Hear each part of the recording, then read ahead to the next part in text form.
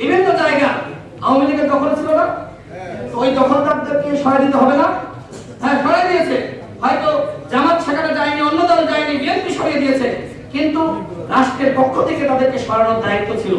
Police আজকে function করছে না, যে কারণে বিভিন্ন দল, রাজনৈতিক সংগঠনগুলো তাদেরকে সরিয়ে দিয়েছে। এটি দরকার ছিল।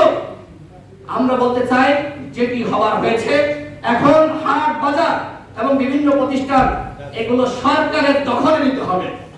যদি রাজনৈতিক দলগুলো যারা ইতিমধ্যে বলা হচ্ছে দখল করেছে বা বিভিন্ন কর্মী পর্যায়ে, তারা যদি এখন সরকার দখল করতে গেলে বাধা দেয়, তাহলে আমরা তাদের বিরুদ্ধে প্রতিরোধ করে তুলব। আজকে সরকারের নাকি কোষাগারে টাকা নাই, বিভিন্ন সংকট, কোন সংকট নাই। আজকে জাতীয় ঐক্যের দরকার, জাতীয় সংহতির দরকার। অথচ সেটি না করে কে ক্ষমতায় আসবে, বিএনপি আসবে নাকি জামাত আসবে, সেটি নিয়ে সিনিয়র নেতারা বক্তব্য দিচ্ছে। কামড়াকামড়ি শুরু হয়ে গেছে। আগামী 10 বছর জাতীয় ঐক্য এবং সংহতির ভিত্তিতে দেশ চালাতে হবে। আগামী 10 বছর যদি এভাবে কে সরকারি দল হবে, কে বিরোধী দল হবে, এটি নিয়ে সিনিয়র নেতারা কামড়াকামড়ি গুলো বক্তব্য দেয়, তাহলে এই স্বাধীনতা ব্যর্থ হবে।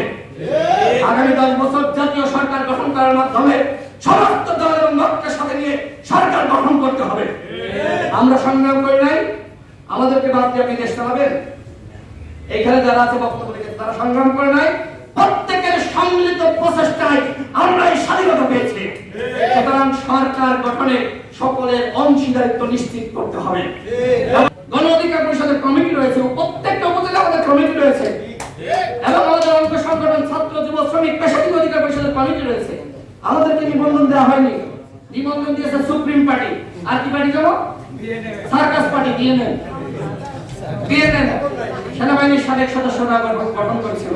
ওই সার্কাস পার্টিকে নিবন্ধন দিয়েছে, গণ অধিকার পরিষদকে নিবন্ধন দেওয়া হয়নি। এখনো পর্যন্ত হাবিবুল আওয়াল তার পদে বসে আছে, আর আমাদের উপদেষ্টা মহোদয়রা নিশ্চিন্তে, তারা নিশ্চিন্তে আছে, কোনো চিন্তা নাই।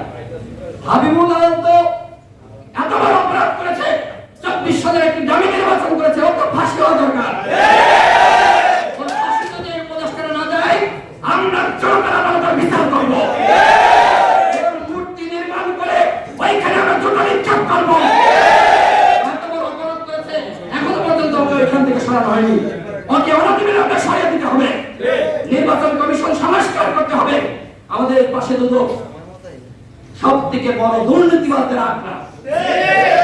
এই দুদকের কর্মকর্তাদেরকে এখন সরানো হয়নি। কেন কেন সরানো হয়নি? সব সরিয়ে দিতে হবে। একজন আওয়ামী চেতনাবাদ, দুর্নীতিবাদ এবং আওয়ামী লীগের সহযোগী, ওই স্বৈরাচার ফ্যাসিবাদের দোষর একজনকে কোথাও থাকতে দেওয়া হবে না। যদি এই সরকার সরিয়ে না দেয়, আমরা যুব অধিকার পরিষদের নেতৃত্বে ওদেরকে কেন ইস্তেফা পাবো? ওদেরকে থাকতে দেওয়া যাবে না বন্ধুগণ। ওরা যদি থাকে প্রশাসনে, সরকারের বিভিন্ন সেক্টরে, তাহলে এই অন্তর্বর্তীকালীন সরকার দেশ চালাতে পারবে না। এই অন্তর্বর্তীকালীন সরকারকে আমরা সহযোগিতা করতে চাই।